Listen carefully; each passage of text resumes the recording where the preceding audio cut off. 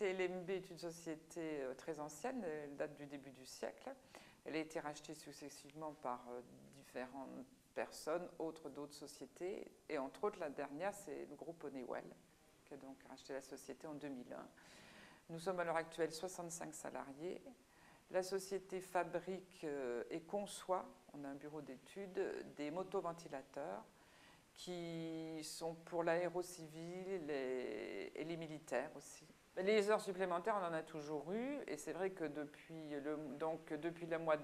la loi TEPA, donc les salariés sont satisfaits puisqu'ils sont exonérés fiscalement, et donc je les paye tous les mois. Là.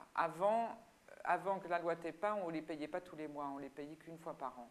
Mais depuis qu'il y a la loi TEPA, tous les mois, on régularise et on paye les heures supplémentaires. Donc il y a des semaines, ça peut monter jusqu'à...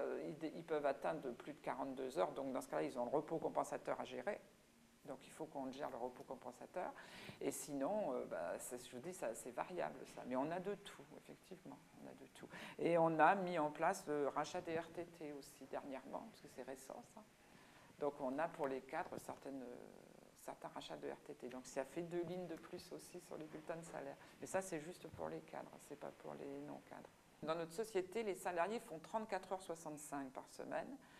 Et la loi TEPA n'est applicable qu'au-dessus de 35 heures. Donc on a déjà 0,35 heures par semaine qui n'est pas valorisé à 1,25 et qui ne fait pas partie de la loi TEPA. Donc déjà, ça fait une ligne de plus.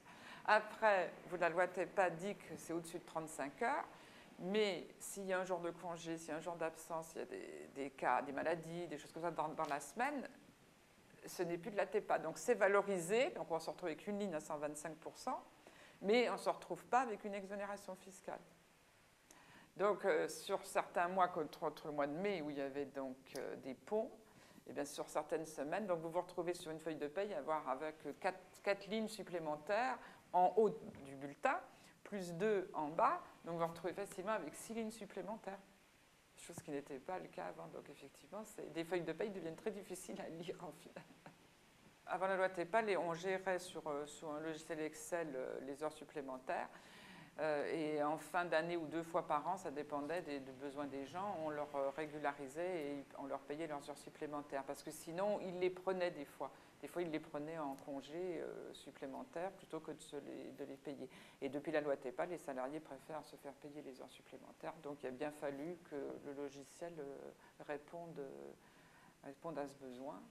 Et donc, c'est pour ça que j'ai mis en place ça. Mais c'est vrai que c'est assez compliqué, je dirais.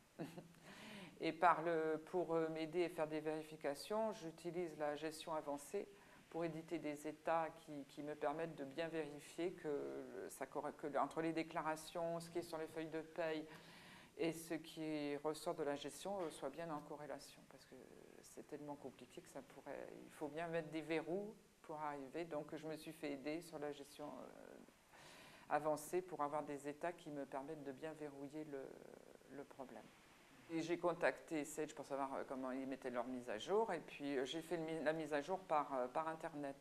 C'est-à-dire qu'on se connecte, ils nous permettent de nous connecter directement. On va sur un qui s'appelle multisociété, gestion multisociété, on récupère les paramétrages, on vérifie que les paramétrages qui sont là sont bien, qui vont aller dans mon logiciel, parce que comme il est ancien, on a des codes rubriques et codes constantes qui peuvent, disons, être utilisées 2 fois, donc ce qui serait un problème. Donc on vérifie bien, et si j'ai un problème, je les appelle, et on réinjecte dans mon logiciel les rubriques qui sont utiles pour cette nouvelle loi.